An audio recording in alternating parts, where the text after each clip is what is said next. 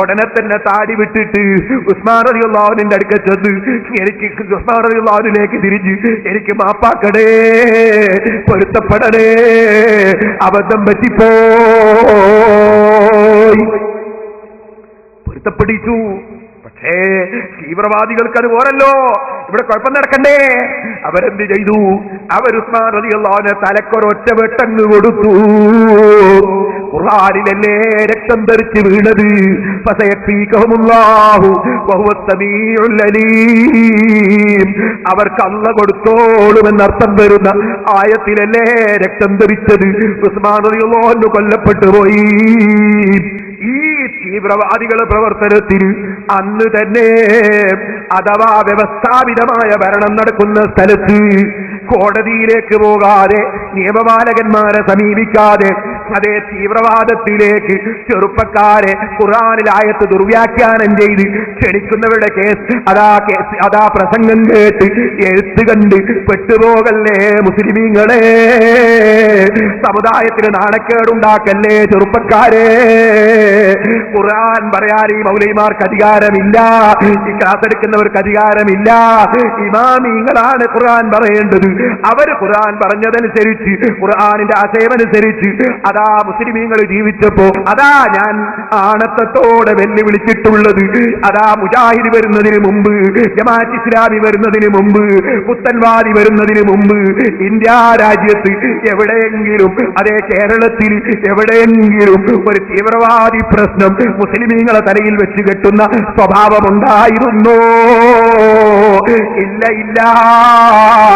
സർവനാശവും ഖുർആൻ വ്യാഖ്യാനം ചെയ്യുന്ന മുസ്ലിമീങ്ങളെ തീവ്രവാദികളായി ചിത്രീകരിക്കാൻ യഹൂദികൾ നടത്തുന്ന ശ്രമത്തിന് കൂട്ടുനിന്നു കൊടുത്തിട്ട് ഇമാമിങ്ങൾക്ക് തെറ്റുപറ്റും, അതുകൊണ്ട് ഇമാമിങ്ങളെ സ്വീകരിച്ചുകൂടാ എന്ന് പറയുന്ന മൗലവിമാരു മുഖേന തന്നെ സംശയം വേണ്ട.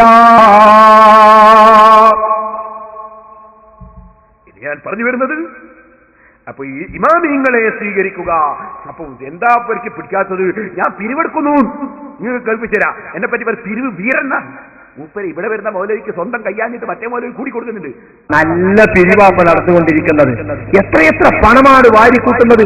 ഓരോ സ്ഥാപനങ്ങളുടെ പേരിലും മുസ്ലിയാക്കന്മാര് സാധാരണ ജനങ്ങളെ വയല് പറഞ്ഞ് പല കറാമത്തും പറഞ്ഞിട്ട് പണം പിരിക്കാൻ.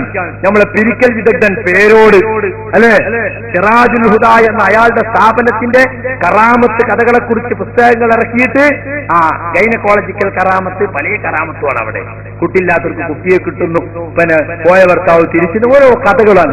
ആ കഥകൾ പറഞ്ഞിട്ട് ആയിരങ്ങളും പതിനായിരങ്ങളും ലക്ഷങ്ങളും പിരിച്ചിട്ട് കൂടെ ഉണ്ടായിരുന്ന സാലത്തൂർ അബൂബക്കർ വൈസി പറഞ്ഞ കാസർഗോഡ് ഭാഗത്തൊക്കെ പിരിച്ച് എവിടുന്ന് വെച്ച ചാക്കിലിട്ടിട്ട് കെട്ടിക്കൊണ്ടല്ല. ഇത് എത്ര ഉണ്ട് എന്ന് എണ്ണീറ്റ് ആ നാട്ടുകാർക്ക് ഒരു റെസീറ്റെങ്കിലും കൊടുക്കുക. എത്ര ഇവിടുന്ന് പിരിച്ചു, ആർക്കാ ചോദിക്കാൻ ധൈര്യം? എവിടേക്കാ കൊണ്ടുപോണത്? കണക്കിലുണ്ടോ? ആരാ തരും? ചോദിക്കണോ എന്താ അതൻ കൊടുക്കും. അല്ലെങ്കിൽ അവര് വേണ്ട മാതിരി അവനെ കൈകാര്യം ചെയ്യും. അതായിരിക്കണം, അല്ലെങ്കിൽ ഇങ്ങനെ ധൈര്യം കിട്ടുമോ? അപ്പൊ സുഹൃത്തുക്കളെ, വമ്പിച്ച പിരിവ് വിദഗ്ധന്മാരാണ്. പേരോട് തന്നെ ഒരു സ്ഥലത്ത് നടത്തുന്ന പിരിവിന്റെ ഒരു ചെറിയ ഉദാഹരണം നിങ്ങൾക്കൊന്ന് കാണാൻ വേണ്ടി. എന്തിനാണ് ഈ പൗരോഹിത്യം ഞങ്ങളെ എതിർക്കുന്നത്?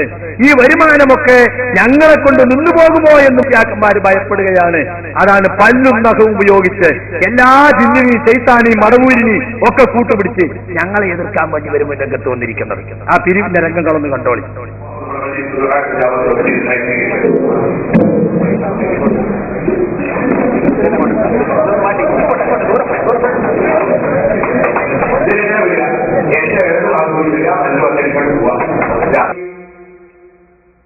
ഈ മൗലവിമാര് ഇതും കൊണ്ട് നടക്കുക. ഞാൻ പിരിവെടുക്കുന്നു, ഞാൻ പിരിവെടുത്ത കാണാനില്ലേ മൗലവിമാരെ?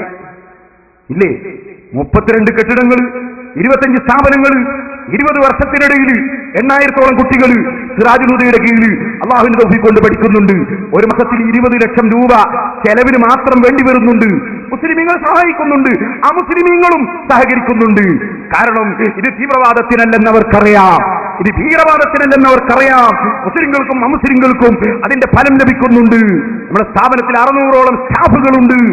അതിൽ 10-300-ഓളം സ്റ്റാഫുകൾ അമുസ്ലിം സഹോദരന്മാരാണ്. കാരണം അവർ പള്ളിയിൽ ഇമാമത്ത് നിൽക്കാനല്ല, അല്ലെങ്കിൽ മദ്രസ പഠിപ്പിക്കാനല്ല, ഇംഗ്ലീഷ് പഠിപ്പിക്കാൻ മുസ്ലിം ആകണം എന്നില്ല, സയൻസ് പഠിപ്പിക്കാൻ മുസ്ലിം ആകണം എന്നില്ല. നമുക്ക് തീവ്രവാദമില്ല, വർഗീയതയില്ല. വർഗീയത അംഗീകരിക്കുന്നവൻ നമ്മളിൽപ്പെട്ടവനല്ലാതാണ് മുഹമ്മദ് റസൂലുള്ളാഹി സ്വല്ലല്ലാഹു അലൈഹി വസല്ലം പറഞ്ഞത്. അല്ലാഹുവിന്റെ റസൂലിനെ വീട് വളഞ്ഞ് കൊല്ലാൻ വേണ്ടി വീട് വളഞ്ഞ് ബുദ്ധിമുട്ടിച്ചിട്ടും മദീനയിലേക്ക് പോകുമ്പോൾ വഴിയറിയുന്ന ഒരാളെ കൂലിക്ക് വിളിച്ചു, ശമ്പളത്തിന് വിളിച്ചു. ആരെയാ വിളിച്ചത്? ഒരു അമുസ്ലിം സഹോദരനെ. കാരണം അദ്ദേഹത്തിന് വഴി അറിയാം, അയാൾ അമുസ്ലിമാണെങ്കിലും വിശ്വസ്തനാണ്, അതുകൊണ്ട് അയാളെ വിളിച്ചു. ഇങ്ങനെയല്ലേ ചരിത്രം? ആ മുഹമ്മദ് നബി സല്ലല്ലാഹു അലൈഹി വസല്ലമ തങ്ങളുടെ അനുയായികൾ ഒരിക്കലും തീവ്രവാദികളായിക്കൂടാ, ഭീകരവാദികളായിക്കൂടാ. ഞങ്ങൾക്കതിൽ നിർബന്ധമുണ്ട്. അത് ഞങ്ങളുടെ സ്ഥാപനമുണ്ടെങ്കിലേ നടക്കൂ. അല്ലെങ്കിൽ നിങ്ങളുടെ ശൈലി കടുത്ത തീവ്രവാദം റസൂലുള്ളാഹിന്റെ പേരിൽ വെച്ച് കെട്ടുന്ന ജാറം പൊളിച്ചു എന്ന് പറയുന്ന ശൈലിയാണ് നിങ്ങളുടേത്. ഇതൊരിക്കലും മുസ്ലിമീങ്ങൾക്ക് അംഗീകരിക്കാൻ പറ്റുന്ന ശൈലിയല്ല. എന്നിട്ട് മൗലവി ഇവിടെ ഒന്ന് കരയാണ്. ഒറ്റ കേസുമില്ല, കേസേ ഉള്ളൂ, കേസ് മാത്രമേ ഉള്ളൂ. കരഞ്ഞിട്ട് കാര്യമുണ്ടോ? എന്നാൽ ഈ മൗലവിമാരെ പോലെ ഞാൻ റെസീറ്റ് കൊടുത്തില്ല, ഞാൻ വയല് കഴിഞ്ഞിട്ട് 1 മണി 2 മണിക്കൊക്കെ എന്റെ വയല് കഴിയും, അപ്പോഴേക്ക് ആൾക്കാർക്ക് ഇങ്ങനെ വന്ന് പൈസ കൊണ്ടെത്തത് ശരിയാണ്. അങ്ങനെ വരാതെ അൽഹംദുലില്ലാഹ് 7 ലക്ഷം ഉപ്പാൻ തന്നെ ഞാൻ കുറ്റിയാടിന് പറിക്കുന്നതാ. ആൾക്കാർ നേർച്ചയിടുന്ന തന്നെയല്ലേ, അതിന് റെസീറ്റ് മുറിക്കുന്നുണ്ടോ? അത് ഇയാൾക്കാ റെസീറ്റ് കൊടുക്കേണ്ടത്? റെസീറ്റ് മുറിക്കുന്നുണ്ടോ എന്ന് പരിശോധിക്കാൻ ഇവിടെ ഉദ്യോഗസ്ഥന്മാരില്ലേ? നമ്മുടെ സ്ഥാപനത്തിന് FCR രജിസ്റ്റർ ഉണ്ട്, അതിന് ATG കിട്ടിയിട്ടുണ്ട്, ഇൻകം ടാക്സിൽ രജിസ്റ്റർ ഉണ്ട്, എല്ലാ സർക്കാരിന്റെ എല്ലാ വകുപ്പിലും രജിസ്റ്റർ ഉണ്ട്. ആ കാരണം കൊണ്ട് തന്നെ ഇപ്പൊ അടുത്ത് 8 കൊല്ലത്തെ റെസീറ്റിന്റെ കൗണ്ടർ ഫയൽ ഹാജരാക്കണമെന്ന് ഹാജരാക്കി കൊടുത്തു. ഞങ്ങൾക്ക് എന്താണ്? ഞങ്ങൾ കൊണ്ട് ഒഴിച്ചു കളി, നിങ്ങളെപ്പോലത്തെ പരിപാടി ഉണ്ട്, ഞങ്ങൾക്ക് കള്ളത്തൊക്കെ ഉണ്ടാക്കുന്ന പരിപാടി.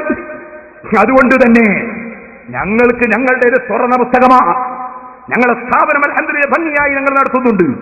ഞാനിത് പഠിച്ചത് എന്റെ ഗുരുവരിയരായ ശൈഖുനാ കാന്തപുരം ഉസ്താദ്, അല്ലാഹു ദീർഘായുസ്സും ആഫിയത്തും നൽകട്ടെ, ഉസ്താദ് അവറുകളിൽ നിന്നാണ്.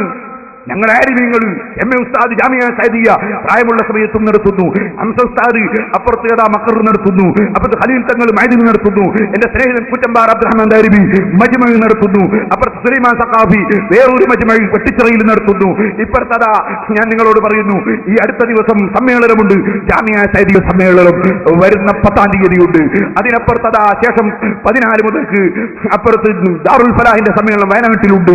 അത് കഴിയുമ്പോഴതാ നമ്മുടെ സിറാജുൽ സമ്മേളനം വരുന്ന 29, 30, 31 തീയതികളിൽ വളരെ ഗംഭീരമായുണ്ട്. എന്നല്ല, 21 മുതൽ സമ്മേളനമാണ്. 21-ന് പെരിങ്ങത്തൂരിൽ നിന്ന് അതാ ധാരാളം വാഹനങ്ങളുടെ അകമ്പടിയോടെ മഹാനായ അരിയൂർ കൂഫി തങ്ങളെ ഖബറും സിയാറത്ത് ചെയ്ത് നമ്മൾ അവിടെ നിന്ന് ഇങ്ങോട്ട് വരും ഉച്ചക്ക്. അങ്ങനെ പുറപ്പെട്ട് നേരെ കുറ്റ്യാടിയിലേക്ക് വരും. അതിനിടയിൽ രാവിലെ ഇൻഷാ അല്ലാഹ് ജിഫിരി തങ്ങളെ ഖബർ സിയാറത്ത് ചെയ്യും, അബേൽ തങ്ങളെ ഖബർ സിയാറത്ത് ചെയ്യും, വടക്കൻ മുഹമ്മദ് തങ്ങളെ ഖബർ സിയാറത്ത് ചെയ്യും, സിയംബരിദാലെ ഖബർ സിയാറത്ത് ചെയ്യും. അതൊക്കെ ഞങ്ങൾ അവിടെ പോയി നടത്തും. എല്ലാ ജനങ്ങളും സിയാറത്തിന് പെരിങ്ങത്തൂരെത്തണം എന്ന് ഞാൻ പ്രത്യേകം ഉണർത്തുകയാണ്.